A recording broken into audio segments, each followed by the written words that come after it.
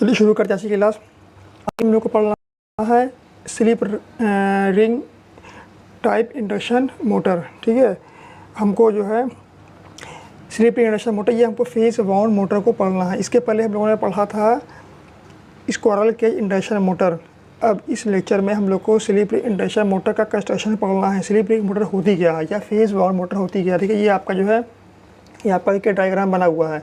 ये आपका पूरा जो है स्लिप रिंग इंडक्शन मोटर का डायग्राम ये पूरा बना हुआ है। देखिए, इसको हम स्लिप रिंग क्यों कहते हैं स्लिप रिंग मोटर को, क्योंकि इसमें क्या होती है, इसके रोटर के शाफ्ट पर 3 स्लिप रिंग लगी होती है, 3 स्लिपें लगी होती हैं।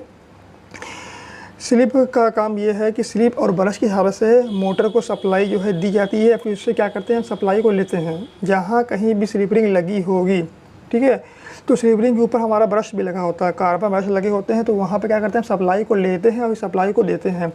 ये था आपका स्क्वारल केज प्रकार का मोटर। ठीक है, इसके बारे में इसके पहले पढ़ा चुके हैं, लेकिन ये क्या है, ये आपको स्लिप रिंग प्रकार के जो है ये मोटर को दिखाया गया है। अब देखिए, इसको हम फेज वाउंड क्यों कहते हैं। फेज वाउंड इसको हम इसलिए कहते हैं क्योंकि इसमें क्या होते हैं, इसमें देखिए फेज निकले होते हैं। देखिए, ये आपके देखिए फेज निकले हैं ये, ठीक है, ये आपके एक फेज़ ये है, एक फेज़ ये है और एक फेज़ यहाँ से आया हुआ है। 3 फेज़ क्या होते हैं इसमें हमारे जो है निकले होते हैं, इसलिए क्या कहते हैं, इसलिए हम इसको जो है फेज़ वाउंड मोटर कहते हैं। अब देखिए, स्लिप रिंग मोटर की बनाने की आवश्यकता क्यों पड़ी। स्लिप रिंग मोटर की बनाने की आवश्यकता इसलिए पड़ी क्योंकि स्क्वारल केज इंडक्शन मोटर का स्टार्टिंग टार्क क्या होता है, बहुत ही कम होता है। अब इसके स्टार्टिंग टार्क को हम कैसे बढ़ाएंगे। ठीक है, स्टार्टिंग टार्क को बढ़ाएंगे हम रेजिस्टेंस के थ्रू। अब देखिए, टार्क जो होता है वो किस पे डिपेंड करता है, वो देखिए रेजिस्टेंस पे डिपेंड करता है। अब इसको हम एक फार्मूला है, उस फार्मूले के थ्रू क्या करेंगे, इसको हम पढ़ेंगे। देखिए, टार्क का फार्मूला होता है ये, देखिए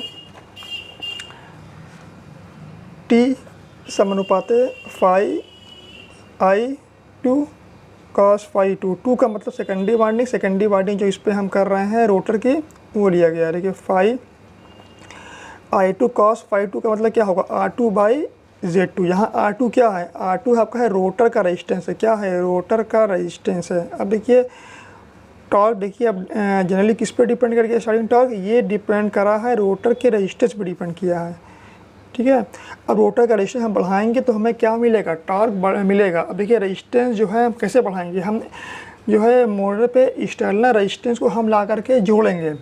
ठीक है, इसको उसके रोटर की शाफ्ट है, वहाँ स्लिप रिंग और ब्रश की हेल्प से सहायता से इसके हम ला के जोड़ेंगे रोटर के शाफ्ट पर। ये देखिए, यहाँ पे ये देखिए अगला डायग्राम है, इसमें देखिए आपको समझ में आ रहा होगा, ये आपकी रोटर की वाइंडिंग है, ये स्लिप रिंग है, और यहाँ से हमने क्या किया है, यहाँ से हमने जो है ये ला के जोड़ा है रोटर पे, रेजिस्टेंस पे ला के जोड़ा है। ठीक है, यही क्या, अब ये कि ये आपका रेजिस्टेंस है और इसके थ्रू ये क्या करेंगे, हम मोटर को स्टार्ट करेंगे, जिससे मोटर का क्या होगा, स्टार्टिंग टॉर्क बढ़ जाएगा। ये सब आपका R2 है। ठीक है, सब आपका R2 है। ये R2 R फेज़ हो गया, ये Y फेज़ हो गया, R2 B फेज़ हो गया। तीनों फेज़ के हमारे क्या है, हम रेजिस्टेंस को ला के जोड़ेंगे। ठीक, देखिए यही क्या होती है, ये शाफ्ट हो गया, इस शाफ्ट पे क्या है, इस शाफ्ट पे मिला के देखिए स्लिप रिंग लगी हुई है, ये हमारा शाफ्ट है, ये हमारी स्लिप रिंग है।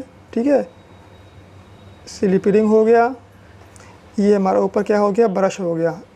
ब्रश का काम ये होता है कि बस करंट को देना, करंट को लेना। ये आप पढ़े होंगे सेकेंड ईयर की इलेक्ट्रिकल मशीन में। ठीक, और स्लिप रिंग क्या होती है, रोटर पे होती है, और वो रोटर के साथ क्या होती है, जॉइन होती है। ठीक, और स्लिप रिंग भी घूमती है रोटर के शाफ्ट के साथ, लेकिन ब्रश क्या होता है, घूमता नहीं है। ब्रश एक स्प्रिंग के थ्रू क्या होता है, वो एकदम उस पर टच होता है स्लिप रिंग पे।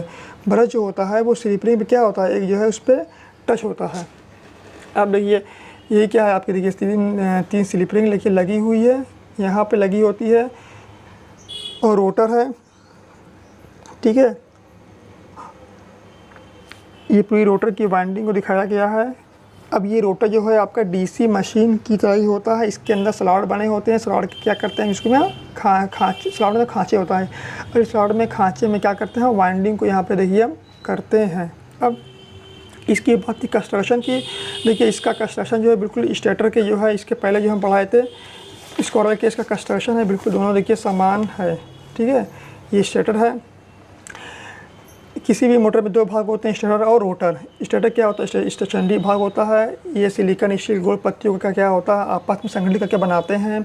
और इसमें प्रत्येक पत्ती की जो मोटाई होती है वो 0.6 से 0.3 से 0.6 mm तक हो सकती है। और क्या करते हैं, इस पर हम ईडी करंट को हम कम करने के लिए है जो है ये इस पर हम वार्निश करते हैं। जो पतली पतली पत्तियाँ हैं सिलिकॉन स्टील की, इस पर हम वार्निश के पतली पर चढ़ा देंगे। इस सभी सत्यों को संगठित करके हम क्या करेंगे, इसको फ्रेम पे हम कस देंगे, ठीक। और उसके अंदर हमारे देखिए स्लॉट बने होते हैं, और स्लॉट में क्या करते हैं, वाइंडिंग करते हैं। स्लॉट का मतलब क्या होता है, खांचे। ये देखिए हमारे पूरे खांचे बने हैं, ये खांचे, ठीक, ये पूरा खांचे ये उसका बने हैं इनर सर्कमफेरेंस पे। ये थी बात की शटर की। शटर हम बहुत ही अच्छे से पढ़ा चुके हैं आप लोग को स्क्वारल के इंडक्शन मोटर में। दोनों का सभी मोटरों का जो है सेम होता है स्टेटर, बस खाली रोटर में क्या होता है ये अंतर होता है। मेरे ख्याल से समझ में आ गया होगा। अब बात देखिए करते हैं रोटर की, ठीक है। अब बात करते हैं देखिए रोटर की। रोटर भी क्या है, ये रोटर है आपका, अंदर ये रोटर होते हैं। ये पूरा मोटर को दिखाया गया है, ठीक।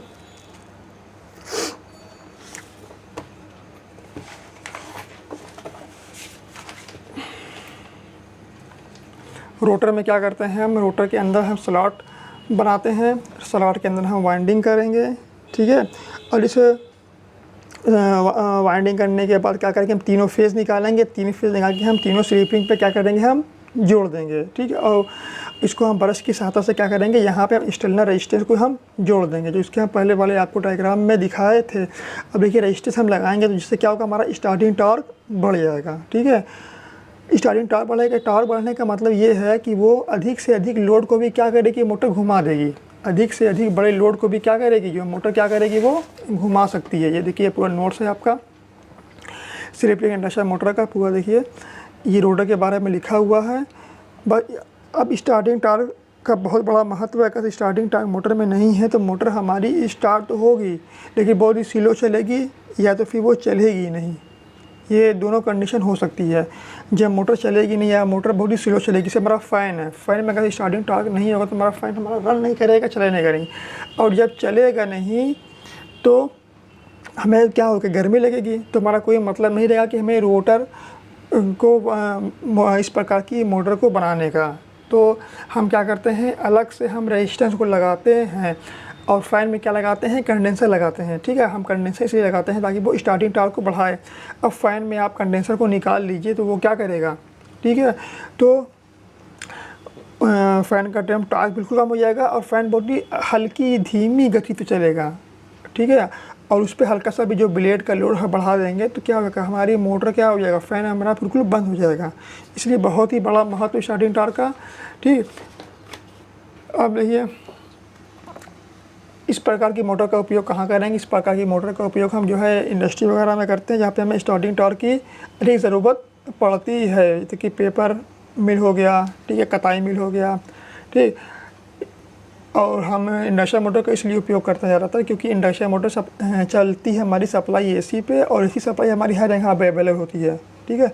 तो इसलिए हम इंडक्शन मोटर का उपयोग जो है मोस्टली करते हैं। और घरों में सिंगल फेज़ में हर जगह सिंगल फेज़ इंडक्शन मोटर का यूज़ करते हैं।